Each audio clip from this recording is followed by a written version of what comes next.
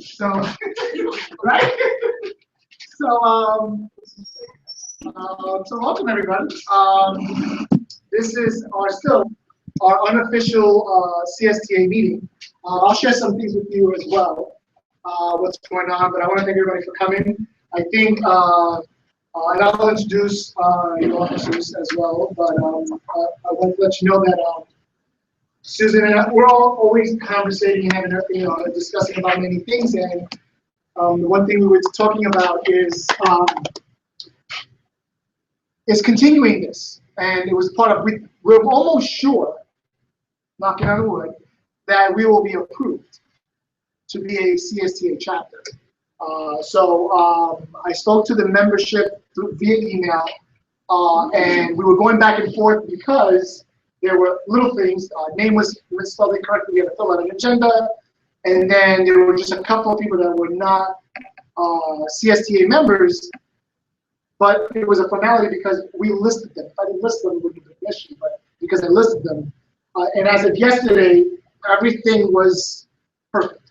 So the membership, I guess it's the membership manager, now sent it to the board of directors of CSTA, and hopefully we'll find out. I was hoping to find out today, but I'm still checking my email just to see if it happens live. Maybe at the end of the meeting we can say we're official. So with that, technically, can't call it a CSTA chapter. So if you notice the event page, if you quickly noticed it today, because I just updated it today, it was called Staten Island CS Educators. That's all I know, just because. So how it's pretty much going to work is Sandy, which is here, Sandy's here, and I'll just share with you all the officers' name. I'll start from here. I'm Sal Contes. I was elected the president of the chapter when it's official. We have Dr. Susan Imberman over here on the side. She's going to be our VP. We have Sandy Nevins, and Sandy will be our treasurer for CSTA. And then we have Christine Rivera in the back, who is our secretary. So we did all those pieces already, and so we're just waiting for the big stamp. So we figured we'll do this every day, every time we meet. So we're going to meet, as we talked about it last time, at the second Thursday of every month, and we'll meet here, unless otherwise specified, but we're here, Building 1A, Room 111, from 3 o'clock to 4:30. And then, as things go on, we'll do that. And if it's a set schedule, then we all know, and we'll discuss other things as well. We figured at the beginning we'll have something to drink, maybe some snacks to have, and we'll just talk and chat, because a lot of times we don't get to do that, on the side. We get to chat and speak about everything. And then after that, we'll start the meeting up, and then we'll do some introductions to see who our guest speaker today is and what we're looking to do. So we do plan on always having an activity to bring back. And then actually we do have an activity for you today. How it always works is as soon as you get in, this is our first time setting up, and so far it's going without a hitch. We have we try to be keeping it total CS, right? Trying to be limiting the paper, but as soon as you walk in, there's a computer open up, you sign right in. So that'll grab that. Agendas will be available, and then we were thinking that we could raffle off something every time we're here. So we have some prizes that raffle off. So if you signed in as we're having the conversation, see Christine, she'll give you a raffle ticket. And then we have two prizes today. So one of them, well, each one's the same. Each one's the same. So the two of them are going today. So you get a Google bag. Am I good on the camera? For those of you watching live. They're going to miss out. Yeah, so you have to come. You have to be live. No Jimmy Fallon critique, so I'll look at the camera once in a while. So it comes with a raspberry. Susan, you have to Raspberry Pi 1. I'm still learning. Raspberry Pi B1. B1. There's a 1, a 2, and a 0. And the 0 didn't start first, right? And one has an A and B. And one has an A and a B. I'm learning this. As geeky as I am, I've never done this, and I can't wait to play that. So you get that. You get the HDMI cable that goes with it. You get the. Well, that was the Pi, and the other one was the plug. Oh, so one's the Pi, one's the plug, and then you get the SD card that goes with it. And then obviously all you need is a keyboard, mouse, and a display. Which I think you might have that at a school. I'm just throwing it out. Yeah. So there's 2 today. So when we're all done playing around, having fun, after Susan shows us a little demo, the Raspberry Pi, we'll raffle these off. All right, so we have 2 of them today. And then Susan's just hiding this 0 in the box. So I just want to look at it. So that's the 0 here. So do we have 3 of them? I actually, well, I have 2 Raspberry Pi 2s with me. Ah, okay. One that's actually set up. Yep, I see behind here. We're gonna. That's what happens after you start it up. Yeah. So what I'm, just hear me.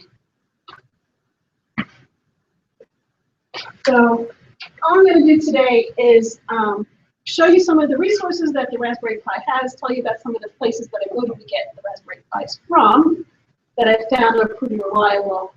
I have one that I set up yesterday, so I'll show you what it looks like all set up. And then I will set up one live, which may or may not work, because as you know, when you do technology live, something's definitely going to go wrong.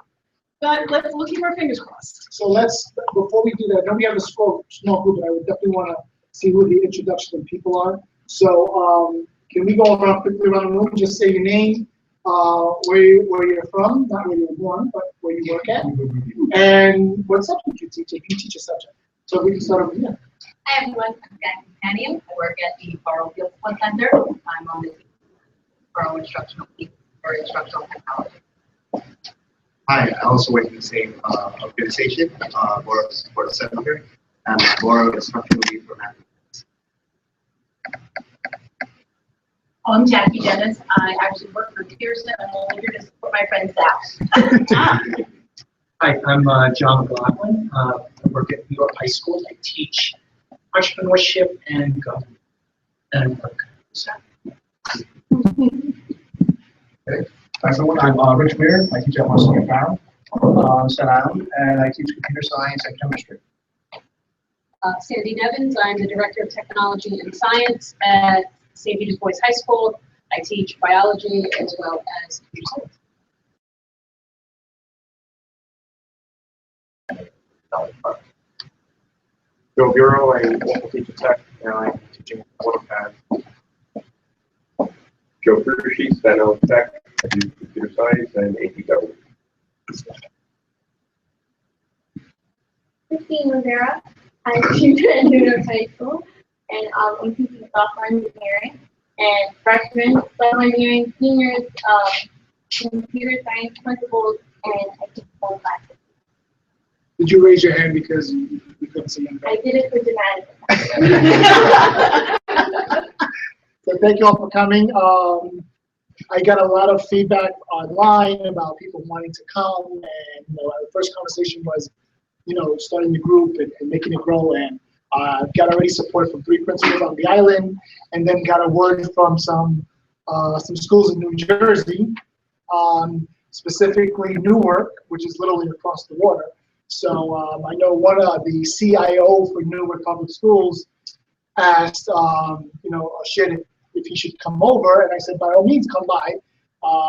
But we started talking about even more how nice would it be to have New Jersey and New York schools working together, K to 12 and then post-secondary and things like that. So, but without further ado, I think I'm a geek at heart, and I just want to learn more and more stuff. So we want to see Raspberry Pi in action. So Dr. Susan Newman, who's our department chair for CSI, is going to show us about Raspberry Pi, and I'm excited. So I'm going to sit over there and check this out. So thank you, Susan. So my game plan for today is I have one Raspberry Pi that I worked on yesterday that I set up, and I have one that is not even out of the box. I mean, I actually opened it up, the box up this morning to see what was in it, and there's a lot of stuff in here. So we'll set another one up live so you can see how it sets up, because it's in Linux, so it's not totally intuitive. And I'll show you some of the resources where you can go online, A, to buy a Raspberry Pi 2, and B, some of the tutorials that I've used to learn how to set it up, because it's set up. It's not, like I said, intuitive. And then I'll just lay it out here, and you guys can click and look at it and stare and touch and do whatever you want with it. And Sal, you have to go last. But I also want to give a shout out to my tech person from our department who's sitting right over there. She's never going to put the camera on herself, I know that. Her name's Ori Gruber, and it's those of you who are watching this live on video, it is thanks to her technical expertise that we are doing this. So the other thing I want to talk about these Raspberry Pi 1Bs is that in terms of the display, if you're going to bring it home, unlike the Raspberry Pi I have here, which only has an HDMI output, this guy has an HDMI output and an RGB, like the red, yellow, white ones, which I thought, I'm a little bit disappointed that they didn't do that in the twos, but I guess, to get another gig, half gig of RAM on there and whatever else they threw on the board, you have to give up something. I thought it was great because everybody has one of those old, tube TVs, not the flat screens anymore, the ones that we had before the flat screens came out.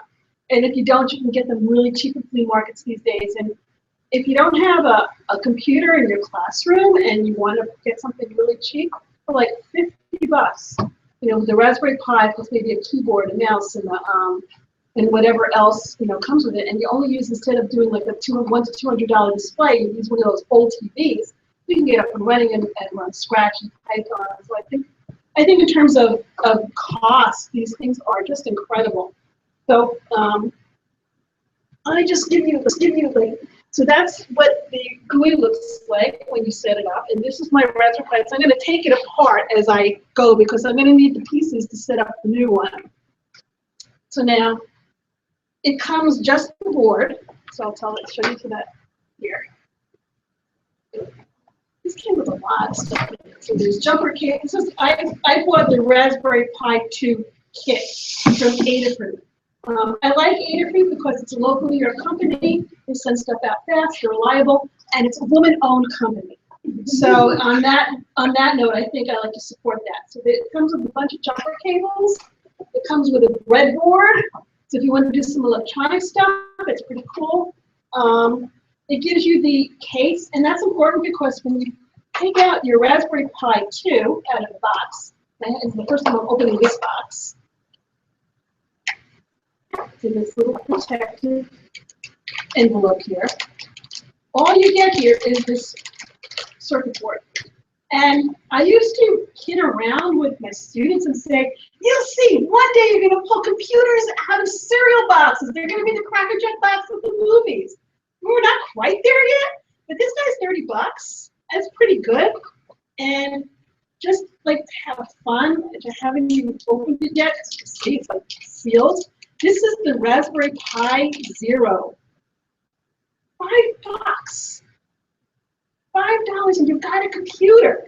It's like amazing. And if you can see here, there's a bunch of inputs.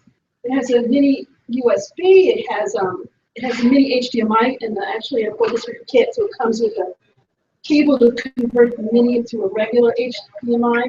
I mean, for $5, you've got this cute little computer thing. I think it's great. So on that note, maybe next time I'll give this to Sal to play with him. Sal, you're going to get a job because the next meeting you're going to have to talk to us about the Raspberry Zero. You didn't hear me. Okay. No, I heard you. It's like not objecting, so that's okay. All right. So this is what it looks like, and as you can see, I put mine in the case. It's a good idea to get a case for these guys. One, because they're sharp on the bottom. I've done numbers on my fingers with these things in their circuit boards. The other thing is it protects it. But for today's demo, I'm not going to put it in the box. And there's a very good reason for it. Because if I don't seat it in the box correctly, it's going to be difficult for me to get to these ports. And when I did this yesterday in my house, to get the operating system I wanted, it has this little mini SD card, and it goes into this slot over here. And what I did was I tried to put it into the board. I missed, and it got into the box, and it's rattling around in there. And I couldn't get it out, and the card and the Pi wouldn't come off out of the case. And what do? You call your kid. Can you get this out of here for me? And he managed to kind of like jiggle it and get the SD card out. And then I was very careful when I put it back in. But I'm not going to take that chance today. I'm just going to work it right off the board. Without And Susan, getting into the case. the box does come with it, or do you have to buy that You separate? have to buy, everything is separate. Okay. Okay? Everything costs separate. The price $30, the box is $10, but most of the companies will give you a bundle. Right. And bundle it all together. So, I mean, at the minimum, you definitely want the pie, you need the box. If you're going to connect it to a computer monitor, you know, you're going to probably need one of these little CGA HDMI dongles. I mean, those of you who have HDMI ports on laptops, you probably have this already. They say that not all of them work with the Raspberry Pi. That was one of my other panic attacks this morning, was I lost my Pi View, which is a dongle that actually is created by Pi that is guaranteed to work with the Pi. And so we use one of the department's ones in the checks, and it works, as you can see. So I'm not going to do the box, but I'm going to pull this apart as I do this. So now we're going to do the shutdown before I even do a turn on. So I kind of do this backwards. So when shutting down a Raspberry Pi, the way to actually really turn it off to do the shutdown. So if I shut down, it always has to log out the reboot. If I do a shutdown,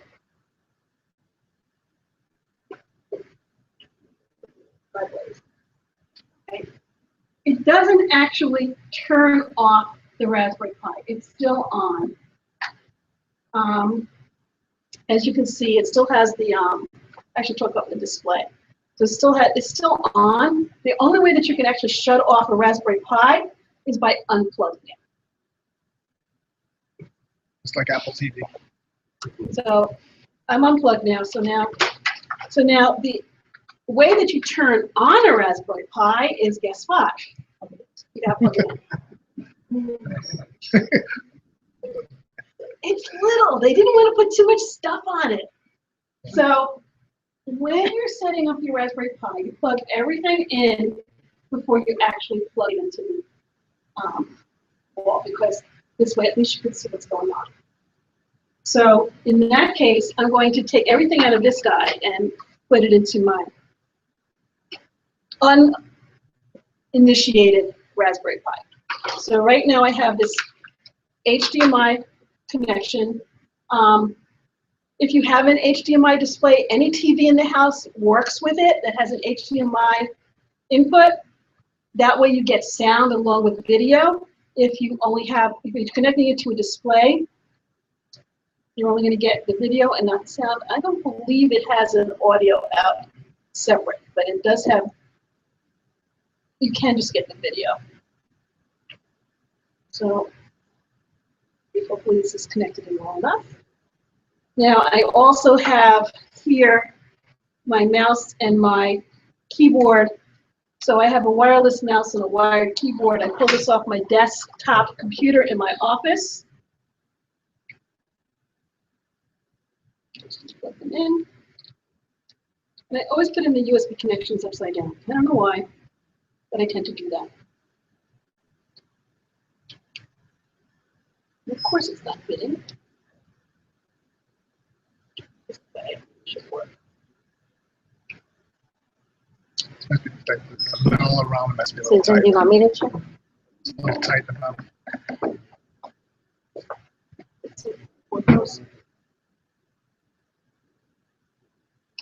This one works. It's that. Light on top. I do it old school way. I take the USB plug and I move it around. Okay, so I'm plugged in there. I'm plugged into the display. Okay, so everybody can see that and now I'm going to plug it in, and hopefully it will come off of my desktop and come and recognize this guy. So this one hasn't even been plugged in yet. It has not been plugged in. It's a virgin Raspberry Pi 2. On camera. On camera, live. Hey, I call it like it is.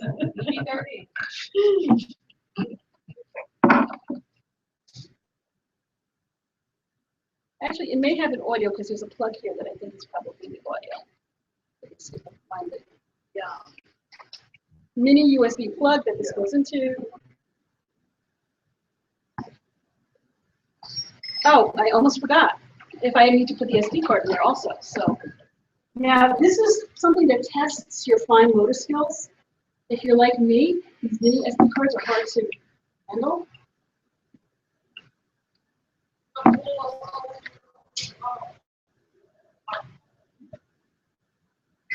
Sure.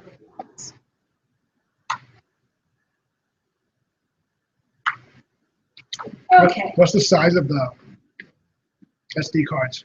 The mini SD card is this little guy in here. I don't know if everybody can see that. In case you need to, so this is from SanDisk. It has one of these holders, so if you need to write another operating system onto the SD, it gives you this folder for it. Right. So that you can plug it into any SD slot. Is that 4 gigs or 2 gigs, 8 This gigs? is a 4 gig, 4 gigs? but you can go up to, higher. They recommend a minimum of 4 gig. And I think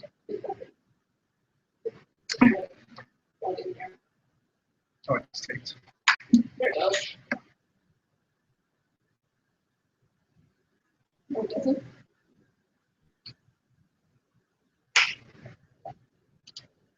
Okay. So this is the size of the mini SD. That's why when I threw it into the box and it missed, it was a pain in the neck to get out. And there's on the bottom is the slot for the mini SD. It only goes in one way. Well, the also good practice is that you don't have metal touching metal accidentally and shorting out. So it's good that nothing's plugged in. So that's perfect. Now I can plug it in. Of course, I need space for it. It's not that easy to find this.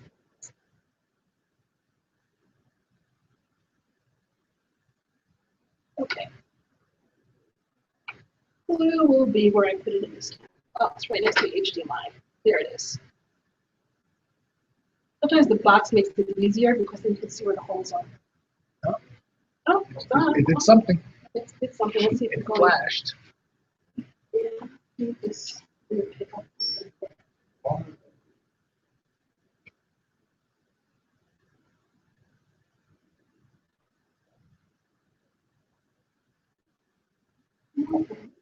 Maybe not change.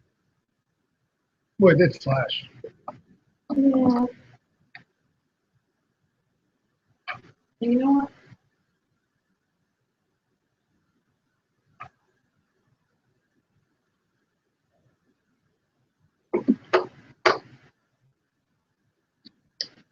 Okay. As I said, when you're live, things don't always work. And I'm actually, this may not be all.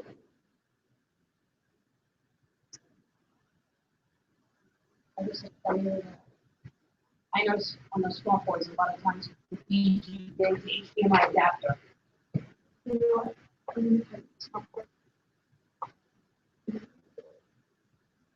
Doesn't make me confusing it. Oh, because it's the extension is plugged. Yeah. Okay.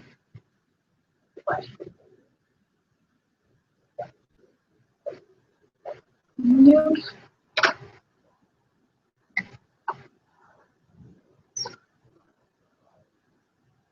Now, of course, it could be broken.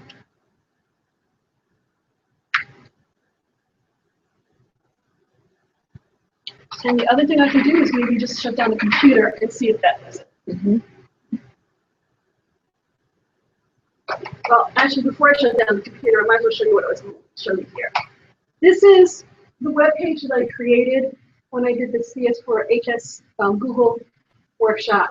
And this is how you set up the Pi 1, which is what we're actually wrapping off. So I'll send the links to Christine to put on the Google groups that we have, the web page for us. So this is all the instructions that you need to get started with the Raspberry Pi. So that is all the stuff that's in here, as well as some things, information about it. This is raspberrypi.org. They have a lot of great information here about the Raspberry Pi, how to start, how to download different code. There's a whole community there. There's all different projects that you can do with the Raspberry Pi. that's a great source. I get my Raspberry Pi from Adafruit. Like I said, I like them. This is a sample of a part of a book by Simon Monk. I've bought other books by this author. He does great cookbook type of stuff, and he has great projects for the Arduino and for all these like little microcontrollers. He has a bunch of videos on YouTube as well. He's a good source for different projects and how-tos with all these kinds of microcontroller boards. And Adafruit's website has this PDF that gives you some kind of introduction to it. This was actually written for the Raspberry Pi 1, but just about everything still applies to the Raspberry Pi 2. And the other place where I get my stuff from is something called Element 14.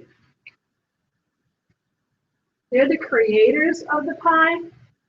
They're also an electronics store. Or if you Google them. And they also have a lot of good resources on just about everything electronic. They have tutorials, they have projects, they sell the stuff. They're also a very reliable company. The thing with the Raspberry Pi is that these guys created it, but send the specs out to anybody and everybody to build their own. So actually, the Pi from Adafruit is actually Element 14's version of the Pi. They sell for Element 14. The reason why I got it from Adafruit is they wanted in a hurry, and Element 14 is over in England. So I'm going to shut down the computer. Hopefully, it's going to start up the Raspberry Pi. Usually that's It's almost like getting a new printer, you have to install the drivers. Well, it's not even, this particular version really came out of the box pretty much. I didn't have to configure anything, so I can always plug in the old one that I had, and it'll pretty much show the same thing. But I wanted to do the Virgin Raspberry Pi to show you that it does do that. So in the meantime, while that's Oh, you gotta be kidding. downloading, did you guys get your tickets? Oh, you did. Wow, that's fast. Yeah, so if you didn't. Wow, get everybody the was sign quick up, at getting their tickets. If you guys didn't Oh, get you have to to sign sign- in the front, please go ahead and sign in, and I'll make sure I keep coming around to give out the ticket. And those of you who use Google will notice that as soon as you create a form, it creates a spreadsheet with every question/statement you want a user to enter. So within, what is it, seconds, Christine, you can see who actually signed in. Use it every day. Right, so, Like it's six on forms.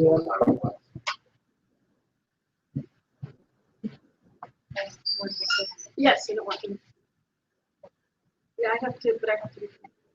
and also those of you who are online, where everybody is, I'm gonna check real quick. I don't see any live users on it, but and I'll talk while people are doing that. We can actually ask questions.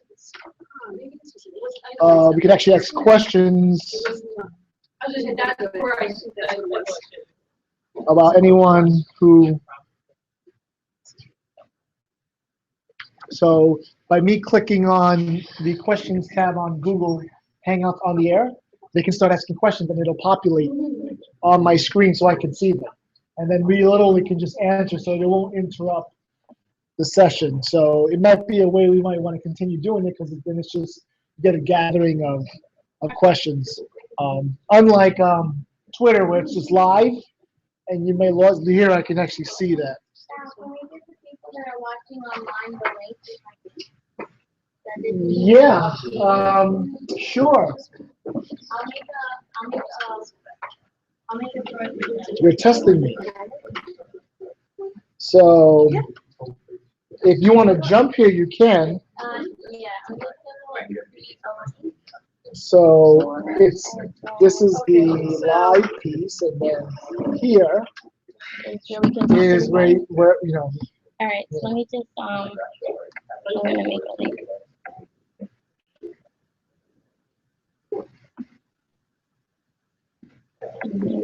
Between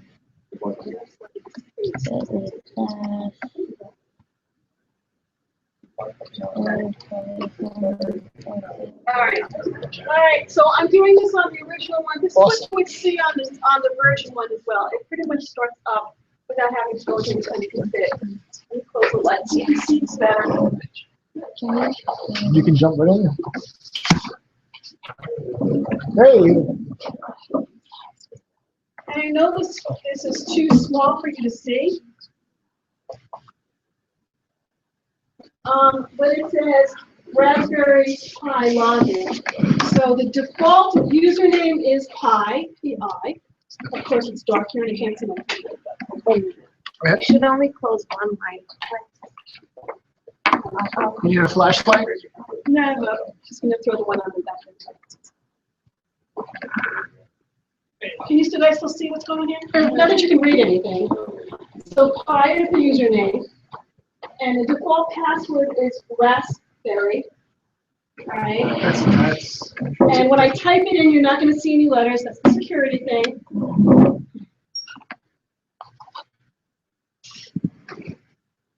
And there's something that didn't configure this thing yet, so we can do that together. And so then you get, now I'm logged into Linux. So I can do anything here. You can learn Linux. You can do any, this one has Wheezy. There are 5 million versions of Linux. This one has Wheezy. And at this prompt, to get into the GUI that you saw earlier, you type in start X.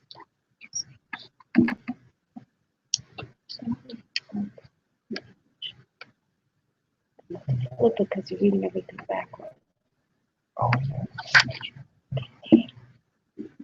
So we're in. Now, obviously, there's not too much here. There's not too many apps here. There's all kinds of resources online. Right now, I'm not connected to the internet on this Raspberry Pi, but it has an Ethernet connection, so you can hardwire it. There are 4 USB ports on the Raspberry Pi. One I have for my mouse, one I have for my keyboard, but I usually use it with one of those keyboard-mouse combos. There's one by Logitech that I really like. It's a keyboard and a wireless keyboard and a wireless mouse, runs off the same dongle, so you only take up one USB port with that. And they make a bunch of others where you can have the touchpad embedded in the keyboard. You want to save some of that real estate for some of the other good stuff that you may want to connect up to that Raspberry Pi. You can also connect up a USB hub if you want to run more devices off of it. From the menu, you can see there's not too much stuff on it, but you can do Python. There's Python 2 and Python 3. Mathematica, which is if you want to do some algebra stuff with your students on there.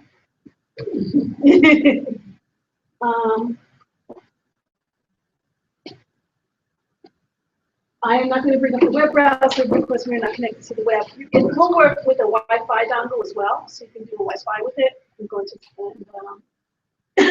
and one of the books that Riley book that I showed you that's on the Adafruit site, that one has some instructions on how to set up the Wi-Fi on the Raspberry Pi.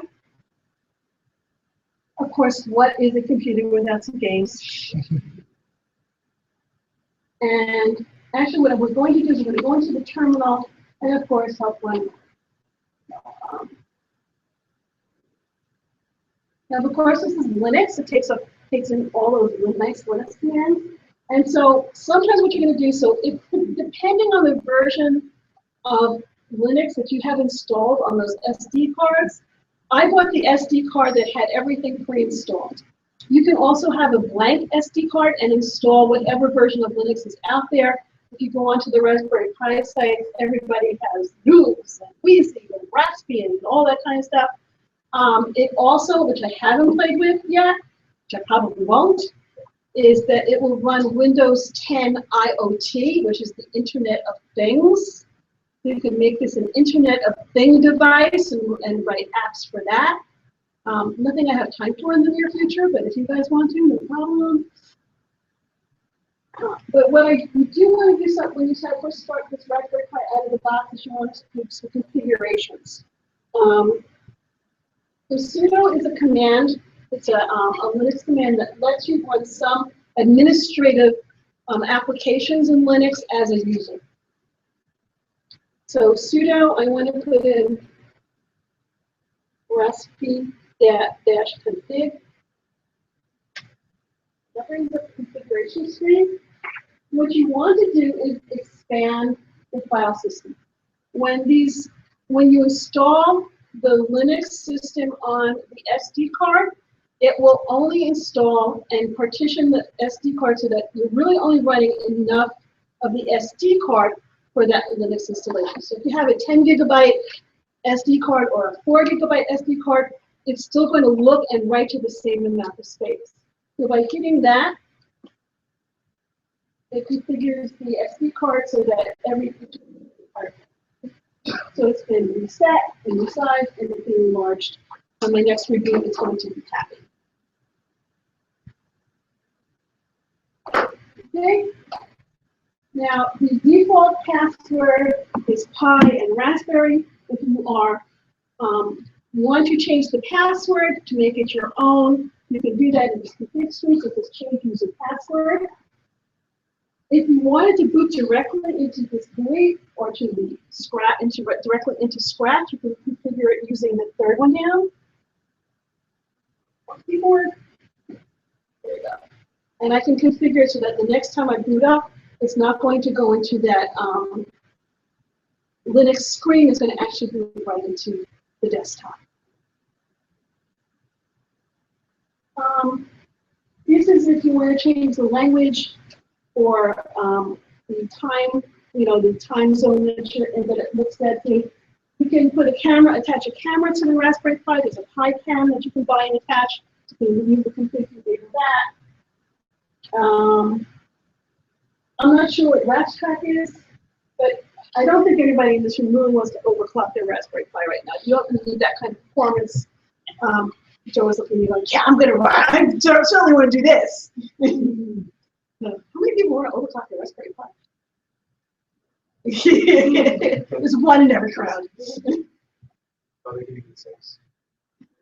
Or work with. And then there's other things. So, I'm going to get out of this. So I'm going to do the side arrow keys to get. I'm going to say finish. And yes, I want to move this thing. Oops, didn't want to do it. Okay, hold on. Well, that's pretty much it. That's pretty much the whole deal with the Raspberry Pi. So what I'm going to do is I'm going to leave this guy connected here. You guys can sit there and come and look and touch and feel and take a look at what I have. If you want to look at the little zero guy, I got stuff up there. If you want to see the electronics that the kit came with, but are there any questions? Joe? Wow, where'd you get these? Same place. I got it from Adafruit. They are flying off the shelves. And I went to Element 14. They were all sold out. And I put in to get notified by Adafruit when it came in. And the second I got the notification, I went out and I bought it. Yeah, so if they don't have it, tell them to send you notifications. They've been replenishing. They're pretty good about that. Any other questions? Play Minecraft yet? I used to be a Minecraft pro, but not anymore. I don't have time. I became chair of the department. But it does have enough for you to start. Yeah, it has enough stuff for you to start. I mean, you can the Scratch there is the standalone Scratch, the 1.4. Of course, you can always go online and do whatever else, whatever you want to do online. You have the web options on it. And it has you can start programming in Python on it. Joe? What's like the best website for like message board and that about? Is it on Element 14? It's probably Element 14 and the Raspberry Pi at Oracle, so I'd probably go for both of those. The Element 14 has a huge community, and since they were the originators, you can see a lot of stuff on their website.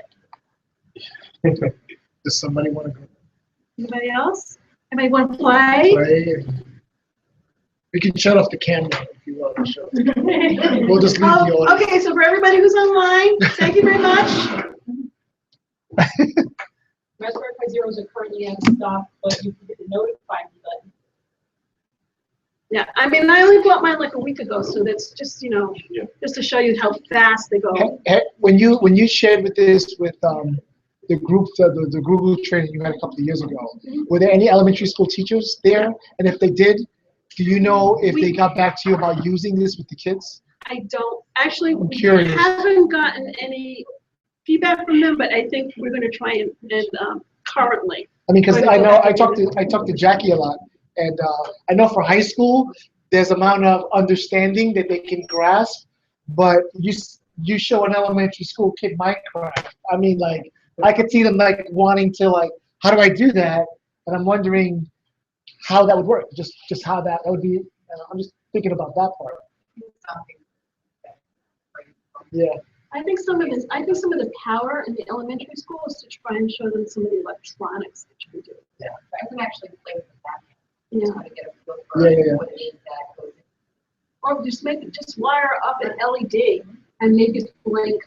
Right. And just show them that there's some kind of, that you can actually do some kind of electronics. Actually, just purchased, they sent me a free kit from Lucas because I wanted to see how that would work for elementary. They kind of They love teach it that. as, more figures in elementary. So, I'll practice on it. I'm a novice, so maybe approved. I'll be able to figure it out. Yeah, it was. And I hear the store is doing phenomenal. Actually, what I want to try and pick up and try and break with the elementary school is the making. I have that too. This is what I do. Making is great. I mean, my grandson got making, and he's like, and somebody else bought it from like, no, I'm the teacher I did this for you. I want to see what it was. We actually set up, with Making, we set up a game show for trade fair booth with Making. Oh, cool. Do you think you could do the same thing with this Raspberry Pi? Yeah, I think it's an operating system. I think you can set up and make it with it. It's just a keyboard and it has all the connections. I was just saying, even if you show, like, Adafruit has using the Raspberry Pi wearables with the kids, so, it's like a little, it flashes and things. Yeah, just all this wearable stuff that you get. What's that last one? Yes, Start X. Start together. Yeah, all one word, Start X, one word together. Let's see. Play. Listen, everybody get on the play. What is this one right here? Susan, what's this? Just say okay. I have no idea where that error message is coming on. Use of subject. I have no idea why that's doing that. As long as it works after. I'm you just say okay. curious. Look, Miss Rivera. Oh, you didn't do Minecraft. Well, just an FYI, we were discussing having after school more stuff for us. We're talking back to me, but we were discussing, how to continually keep. Not that we want to kick them out of school, right? We want to keep them even longer. And having a discussion, and this came up, and there's a group of former teachers that got together and have Minecraft EDU, and you can buy licenses, you can run your own server. So obviously it's the wave of what kids love, and I was just curious to see it. So we were just having a conversation, and it looks this is and you can just see how maybe something like this could be at the lower level, at elementary level, possibly middle school, and building there, because a lot of them saw after school programs. So I was just, and like you did, and what you did earlier about expanding the space so they can save it. I can literally build cities until you can put, because you have all those USB ports, you can just throw a USB flash in there and say whatever you want on it. What if I do a little commercial right now? This would be really great to have. So we'll officially and unofficially end this part of the presentation. So Susan, thank you very much. Very much welcome. I'll get out of that. And don't forget, you got to raffle off those ones. Yeah. They're not going to leave until they do that. And then, so we officially ended the Raspberry Pi demonstration. Get one yourself. All right, and we're going to say play some goodbye to more. our online people, I guess. We can just, I would just mute it, and then I usually mute it and then stop it.